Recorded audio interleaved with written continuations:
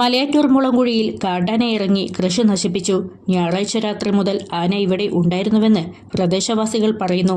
ജനവാസ മേഖലയിലെത്തിയ കാട്ടാന തിങ്കളാഴ്ച രാവിലെയാണ് കൃഷി നശിപ്പിച്ചത്.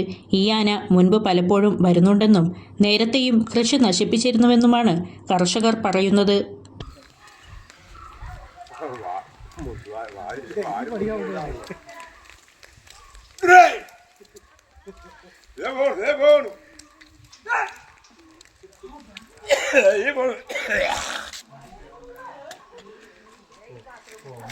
ക്ലിയർ വിഷനിലൂടെ ഇനി മോഡം ഫ്രീ കണക്ഷനുമായി കെ ഫോൺ ലഭിക്കും.